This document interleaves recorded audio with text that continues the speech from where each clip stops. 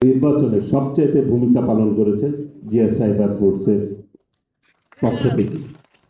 সেই জন্য তাদের আন্তরিকভাবে আমি ধন্যবাদ জানাই। পাশাপাশি সারা দেশে যখনই বট বাহিনী দ্বারা কেউ আক্রমণের শিকার হয়েছেন, জিয়া সাইবার ফোর্স তাদের পাশে থেকে ভূমিকা পালন করেছেন এবং তাদের সেই অপপ্রচারের জবাব দিয়েছেন সঠিকভাবে।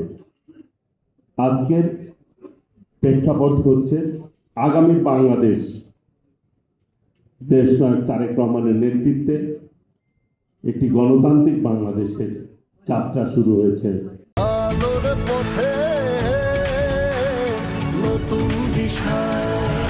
মাননীয় প্রধানমন্ত্রীর নেতৃত্বে বিভিন্ন অপপ্রচার কিন্তু এখনো চলছে এবং এই দেশের বিরুদ্ধে ষড়যন্ত্র চলছে। কাজেই আমরা যে ক্ষমতায় এসেছি বা দেশ পরিচালনার দায়িত্ব পেয়েছি আমরা সেই জন্য কিন্তু বসে থাকলে চলবে না, সবাইকে সজাগ থাকতে হবে। সজাগ থেকে যেভাবে বিগত দিনে কাজ করেছেন আগামী দিনগুলিতেও আপনারা দলের পজিটিভ দিকগুলি, সরকারের পজিটিভ দিকগুলি জনগণের কাছে তুলে ধরবেন এবং অপপ্রচার রোধ করার জন্য যা যা পদক্ষেপ নেওয়া দরকার জিয়া সাইবার ফোর্স আগের মতোই ভূমিকা পালন করবে।